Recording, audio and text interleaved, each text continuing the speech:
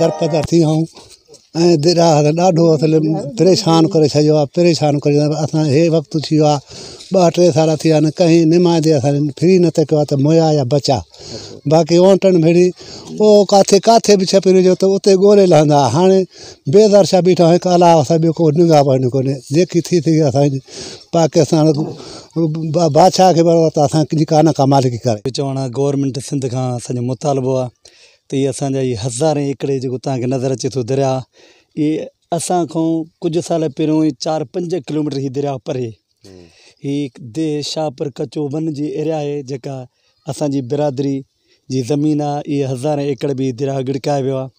हाणे मयुनि सवा थींदो जेको ॻोठनि ते ज़ोर आहे ख़ासि करे ॻोठु नियाज़ मोहम्मद चाचड़, ॻोठु जाफ़र फ़कीर चाचड़, ॻोठु जलाल चाचड़, ही ॻोठु मोहम्मद उमर चाचड़ ऐं ॿेलो कचो चाचड़, जाम बहार चाचड़, रेस राणो कारड़ो चाचड़।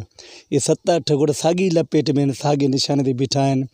हिननि ॻोठाणनि खे असां गवर्नमेंट खां इहा पुरज़ोर अपील कंदासीं त असांखे मुतबादिल सरकारी प्लाटनि में जॻह जेके असांखे अलाट करे ॾियनि ताकी ही ॻोठाणा रोज़ी रब करीम ॾींदो लेकिन कंहिं जॻह ते वेही सुख जो साह खणी सघनि। तक़रीबन हे त कुझु सालनि खां ॿुधणु अचे पियो तक़रीबन तव्हांजे अंदाज़े मुताबिक़ घणो अर्सो थियो आहे जंहिंजे करे दरिया जेको आहे तबाही जो मंज़र थी चुको आहे? हूअं त दरिया 1000 खोड़ साल परे रहियो आहे पर हे 3 साल थींदा जेको आहिस्ते आहिस्ते सुरी जेको हिन साल शिदत सां ज़मीनूं बि पाए वियो आहे ऐं हाणे ॻोठ तक़रीबन 7-8 जेके तव्हांखे ॿुधायासीं सभई निशाने ते आहिनि। जेको ख़ासि इहे असांजा सम्झो कचो न बल्कि ॼणो कश्मीर आहे। पकियूं जायूं बिल्डिंगियूं स्कूल बि आहिनि गवर्नमेंट डिस्पेंसरी उमर चाचड़ नाले सां सरकार साईं नासिर शाह कई महिरबानी 2006 में उहा बि असां वटि आहे ऐं तक़रीबन रोड ई पहुतल आहिनि माना पके जो मंदरु आहे पर इहो खुदाई अज़ाब आहे जेको इहो एकड़ कमंदो हुयो हिन बार उहो दरिया कढी आहे। ज़मीन त घणियूं एकड़ घणा 1000 जरेब हुया